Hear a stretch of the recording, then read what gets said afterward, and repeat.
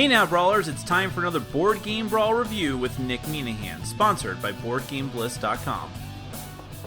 Today we're going to take a look at the State of Emergency expansion for the infamous Pandemic. Pandemic is a game I like quite a lot. Not enough for me to have bought every expansion for it. I have the original On the Brink expansion, which most people regard as the best expansion for Pandemic, and I think I would agree after this. We'll get to that in a minute. But I haven't gotten into Lab because it just didn't interest me. The modules that I saw in that game just seemed very clunky and boring to me. I never bothered to pick it up. State of the Emergency seemed a bit more interesting to me, and I've been kind of fiending to play Pandemic. I haven't played it in a while, so I thought I would pick it up. What this is, like any expansion for Pandemic, it's a modular expansion. So there's several different new things that it could potentially add to the game. You decide which ones you're going to play with. Some of them multiple times, or multiple modules could theoretically be mixed together. Some of them really don't play well with others, but you can essentially customize the game to whatever you see fit. In particular, some of the modules from previous expansions also work well together with the State of Emergency expansion. So let's go ahead and take a brief look at some of the new stuff that comes in the State of Emergency expansion for Pandemic. Then we're going to come back. I'll let you know what I think.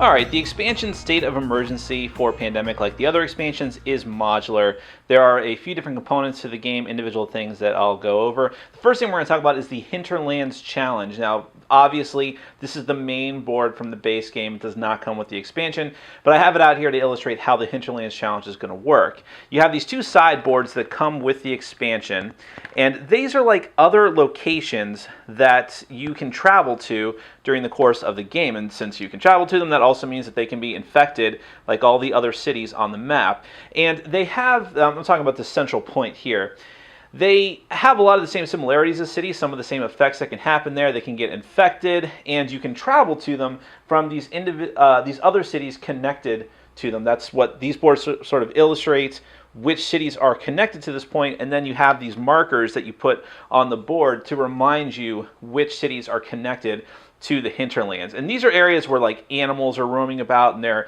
infecting people. That's why there's pictures of pigs and chickens and monkeys and cows.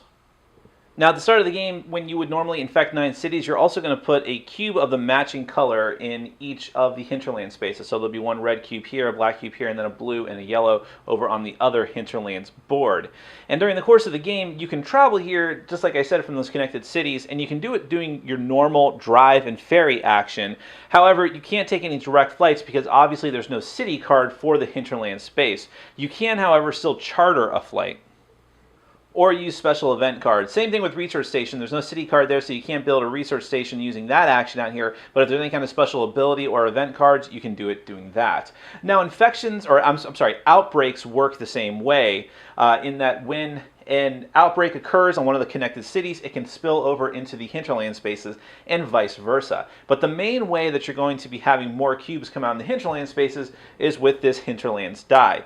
2 of the faces on this die are blank. The other 4 are each of the individual colors and animals associated with the hinterland spaces. Before you infect, at the end of every player's turn, you're going to roll this die, and if it comes up with the appropriate hinterland space, then you put a cube out into that space. If it's blank, then nothing happens. And you actually put this on top of the infection decks to remind yourself that you have to do that before you infect at the end of each turn. So really, it's just another added layer to the game, another city that you have to worry about potentially outbreaking. The game is won in the exact same way. Much like with the On the Brink expansion, the State of the Emergency expansion comes with a 5th disease, the purple disease. It gives you 24 cubes that you can use with it, together with the cure marker as well. And these are used for the Superbug Challenge. In the Superbug Challenge, you have to contend with this 5th disease and cure it just like all of the other diseases in order to win the game. However, the important difference between this and the previous implementation of the purple 5th disease is that you cannot treat the purple virus. You cannot treat it until you cure it, and even then, you must have these little vaccine pills in order to successfully cure it. As soon as you go to a research station, you have to have 5 cards with at least 2 of the cards. They can be of any color, but at least 2 of the cards have to be 2 of the cities that are infected with purple cubes at the start of the game. At the start of the game, when you do a normal infect step, you'll also place a purple cube instead of one of the normal cubes for your 1st, 4th, and 7th cities that you infect. And so when you try to cure it, you need to have 2 of those cities cards together with 3 other cards in order to cure it. And then you can, once you do that, the research station that you find the cure at, it gets replaced with one of these vaccine facilities and one of these vaccine pills or syringes or whatever you want to call these things. They look like the batteries from Galaxy Trucker. But once you have these out on the board, then you can, and once it is cured, you can start replacing your other research facilities with your vaccine facilities or building them from, or you do have to build a research facility first and then transform it into one of these. And then they start automatically making vaccines at the end of every turn. To pick up vaccines that have been placed there previously, you just have to spend an action. And then once the disease is cured, and only when it's cured, when you would take the normal treat disease action, you now must spend one of these green vaccines in order to remove every purple cube from a space. But if you don't have the vaccine, even when you've cured it, you cannot remove the purple cubes. As far as how those purple cubes are going to keep coming out during the course of the game, that's what these 2 cards are for. Essentially, when one of these is drawn, if the next, this does not count as an actual draw from the Infect deck. Instead, you draw the next city card, and if that next city does not have any purple cubes on it, regardless of any other colors of cubes that it has on it, then you're going to place one of the purple cubes onto that city. But if it does already have a purple cube on it, then you infect as normal, adding both a cube of the color of the city and another purple cube. Now, in order to offset this, since it makes the game particularly hard, you have these bonus cards, and these bonus cards are going to be mixed into the player deck the same way you would mix in epidemics, meaning that for every epidemic, you're going to have one of these cards mixed into every section of the player deck, depending on how hard the game is. So, for instance, you have Isolated Disease Sample.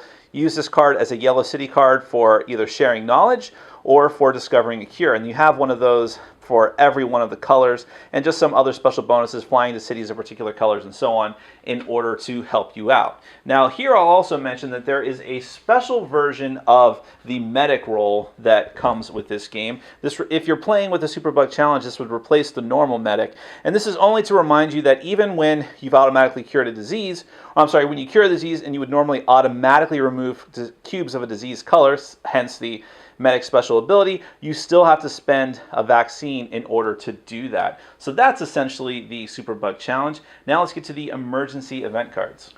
Emergency events are an extra layer of difficulty you can add to the game. You're going to mix them into each of the sections of the player deck the same way that you would add epidemics into the game. So in other words, for every epidemic that you have, you're going to add in an emergency event. And these are a play immediately cards. So as soon as you draw them, you have to put them into play, and they replace the previous emergency event that was already in play. And all they do is make things much more difficult for you. So for instance, Containment Failure says that when you're doing the next outbreak, you add 2, not 1 disease cubes to each connected city to the outbreak.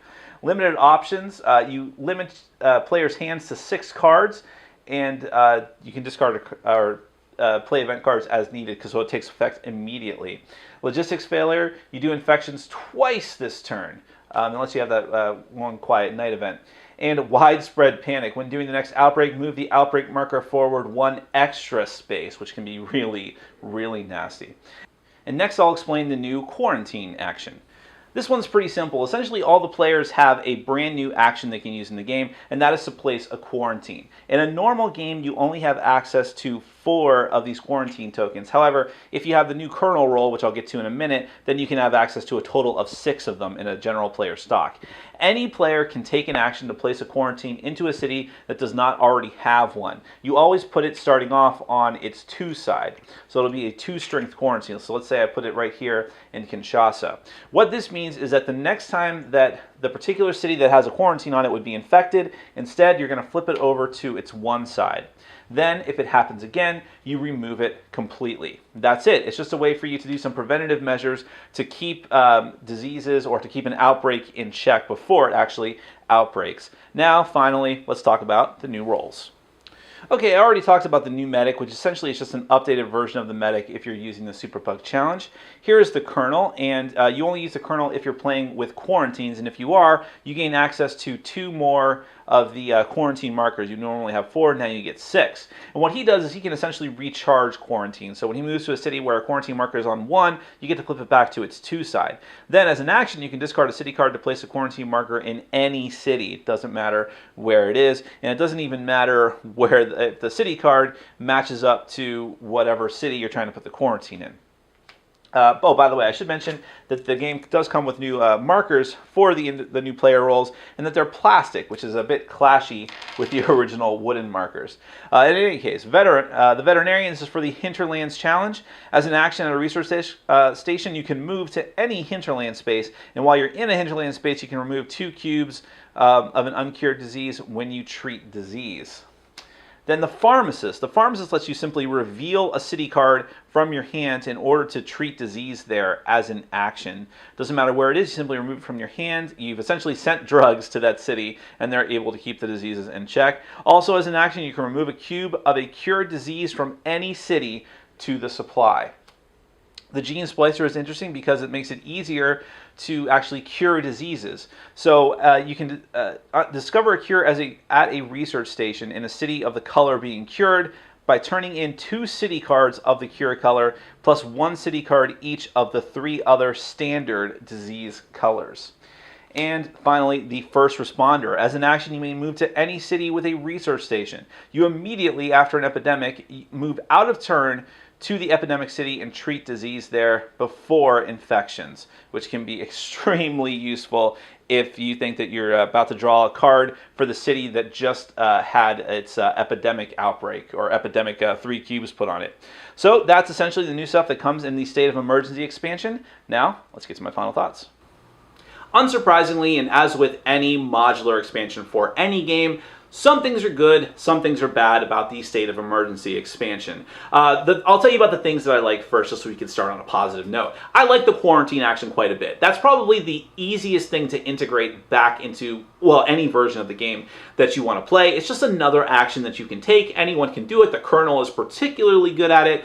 And it's not a huge deal, and sometimes there's going to be better things for you to do with your time, but you're like, I'm not the medic. I can only remove 1 cube from this spot. If there's another cube here, it's going to outbreak. Maybe it's better for me to just throw a quarantine down on it. At least it won't happen for a while. We have some time. Someone else who's better at taking care of this, who has less important things to do, even though everything is important in pandemic, can come along and take care of this. So I like that you now have that option, and it's something I enjoy quite a bit. I also love the new roles, not just the roles that have to do with the particular expansions that come in the box. Those are probably my least favorite of the roles, except for the quarantine guy, the Colonel, but I'll get back to that in a minute.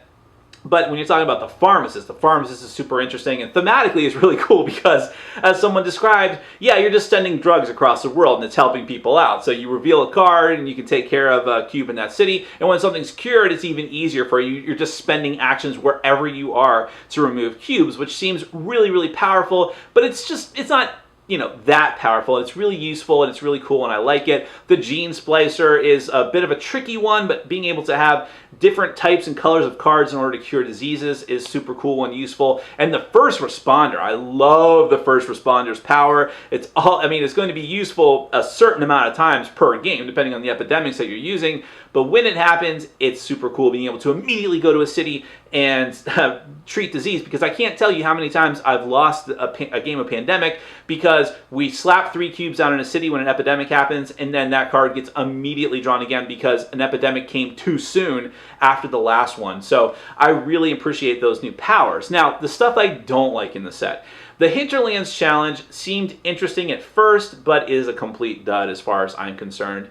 It doesn't add anything that's all that terribly interesting to the game. It's just a lot of clunky setup and putting a little disc on the board to remind yourself, putting the boards out, and then remembering to roll a die every turn, which is harder than you think to remember. You really should put it on the top of the infection deck to remind yourself, but it doesn't add anything that great to the game. It's really just another layer of clunkiness, and I could do without it. I'll probably never play with it again unless we pull the game out and someone says, oh, I'd really love to try that. Then I might do it. It's not like it breaks the game. It doesn't make it horrible. it's just nothing. It's just not that great. It's not nearly as interesting as it sounds on paper. The Superbug Challenge is really cool in a way because I like the idea of there being this disease that, just like the purple disease from On the Brink, it behaves in really interesting ways compared to the other diseases, but now you have to have vaccines in order to cure it. I really think that, again, it's just adding too much difficulty, too much fiddliness. Another thing you have to worry about, like 3 or 4 new actions that you have to worry about on top of everything else. And when I played with the Superbug Challenge, after going through the rules, I'm like, well, okay, for this game, we're not doing any of the other stuff because it's too much. It's too much to keep track of. I would much rather play with the normal, quote-unquote, purple virus rules from, I call them cooties, by the way, the normal cooties rules from the On the Brink expansion. To me, that integrated much better. It didn't feel as forced as the Superbug Challenge does, even though I appreciate thematically what it represents, having to get the vaccines and such. Emergency events, I hate to keep sounding negative on this, but the emergency events are definitely just unnecessary. They're okay. It's really, these are things that don't, I always look in expansions for when things push the game in new directions. It's sort of, they improve on what the game already has, but then makes it a very fresh experience. That doesn't feel like the case with either the Superbug Challenge, the Hinterlands Challenge, or the emergency events, because with the emergency events, it's simply, oh, there's a bad thing, now we have to worry about that. And that's it, until the new bad thing comes out. So I wouldn't even bother with that. There's other ways to make the game more difficult without having to worry about that, like just putting in more epidemics. You know, it doesn't have as cool an effect on the game as you would hope for. And then, you know, that's pretty much it that comes with the game as far as, but there's the new roles that specifically have to do with those challenges, which if you don't use them, they're kind of useless, so that's kind of a bummer. So it's a mixed bag here. If you really love Pandemic, of course you're going to get this. And it's a shame that the cost of the expansion is like the cost of the base game. I really wish, part of that is because they decided to include components for the purple virus and the new vaccine tokens and all that different stuff, which are nice, although I don't know why they made the pawns for the new roles plastic as opposed to the originals wood. It kind of stands out in stark contrast.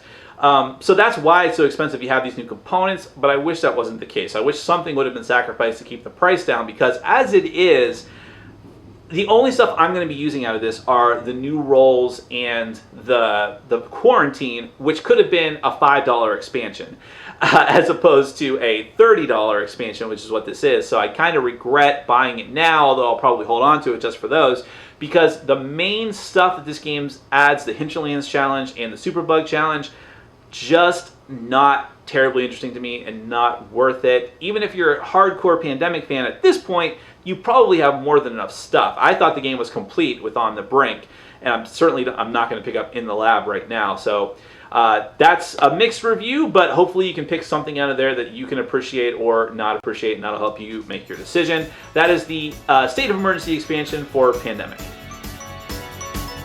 Thanks for watching. Follow us on Facebook, Twitter, and Patreon. And make sure to check out our sponsor, Board Game Bliss, where you can find an amazing selection of games from around the world. BoardGameBliss.com. Thanks for your support.